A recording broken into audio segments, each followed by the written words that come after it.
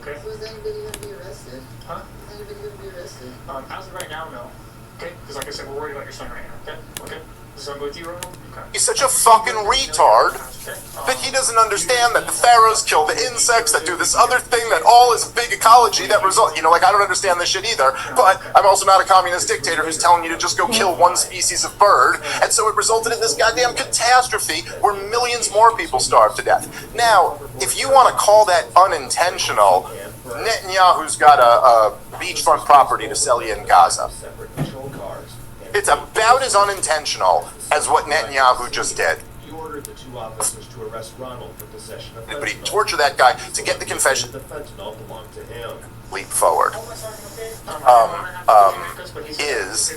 They collectivized all of the farmland, meaning the state took over ownership of everything, and they went from farm to farm to farm and kicked all of the peasant farmers off of their farms. And they collected their pots and pans. They took everything and they forced them onto these like huge collectivized farms.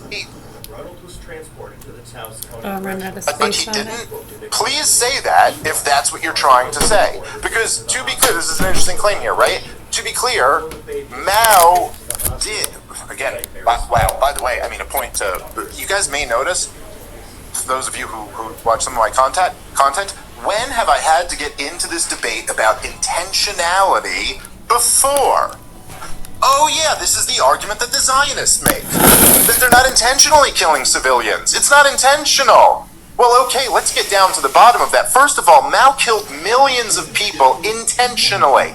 Intentionally. Meaning murdered them, sent them to death camps where they were worked to death. Chinese were worked to death in death camps or work camps, whatever you want to call it. They died there from working by the hundreds of thousands. They were executed by the millions. Now, it is true that his economic policies starved many more tens of millions of people to death, but what are we really talking about here? You know, again, so this is essentially what Mao Zedong did, right? And by the way, it's funny because he's sitting here and telling people to like read books about this or whatever, and I am not claiming to be the most well-read guy on China. And in fact, like some of the people who I'd say this: there's far like better, well-read people to really give you a history of Mao. Hassan clearly has never read one non-commie source. I'll say that much. Not one non-commie source. There's there's a book called Mao's Great Famine. Excellent book. By the way, it was written by some Dutch guy. I'm blanking on his name. It was a really good book, and they go through the archives of the provinces as well as like the cities and some of the counties, and they go through the punishment that Mao's statist plans came with. All types of torture, brutality, absolutely just murdered anybody who would speak up against the regime. This dude was, he was a guerrilla fighter. He was running the torture programs before he took over the whole country. But so essentially what they did, right, during the Great Leap Forward, is they collectivized all of the farmland, meaning the state took over ownership of everything, and they went from farm to farm to farm and kicked all of the peasant farmers off of their farms. And they collected their pots and pans. They took everything and they forced them onto these like huge collectivized farms, and then all of the grain that everyone produced was to go right to the state. And if people were caught hoarding any grain of their own or trying to trade on their own, they were murdered or tortured. By the way, one of the things Mao Zedong really loved was torture for the sake of torture. So he would, at times, torture people to get confessions that implicated other people. He knew it was a phony confession. He knew the other people weren't implicated, but he'd torture that guy to get the confessions to go torture all these guys just to show his power. He wrote all about this. This is his whole, political power comes out of the barrel of a gun thing. It was like violence leads to power. Violence for violence sake leads to power. Intentional. But talking about the other, so then he collectivizes all the farms, right? And this is goddamn proven in the record. people start, as you can imagine, everyone starts starving to death. You're not producing grain anymore. And every successful farmer has been, accused of being a greedy capitalist or something like that. So anyone who's good at producing food has probably already been tortured and killed.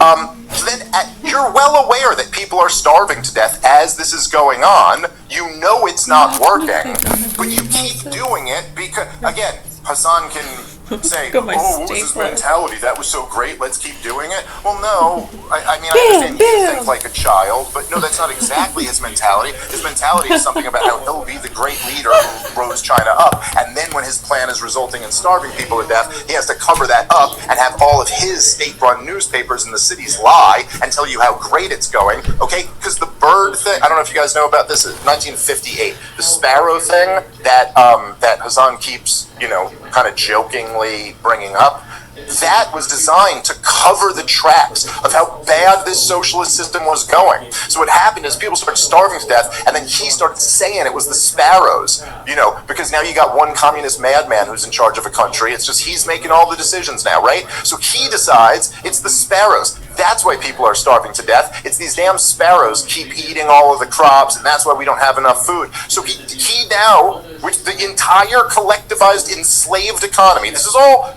Maoism was enslaving the entire country. Literally, you didn't get to pick your job. They put a gun to your head and said, you now work in this collective farm. You now work in this factory. You didn't get to pick anything. Total enslavement of the population. So he decides to have everybody start killing the sparrows.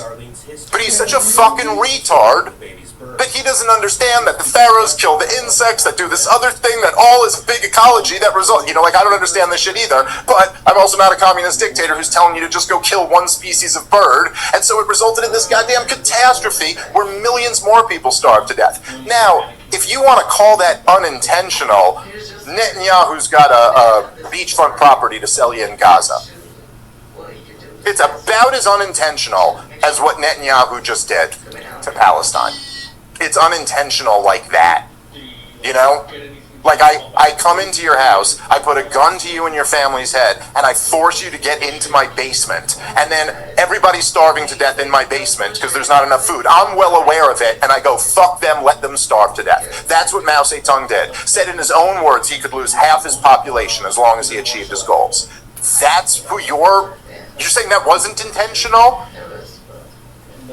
And again, he has no idea what we're talking about when we say you're minimizing this, but that's the minimization of it, obviously. Alright guys, let's take a moment to thank our sponsor for today's show, which is Trollco.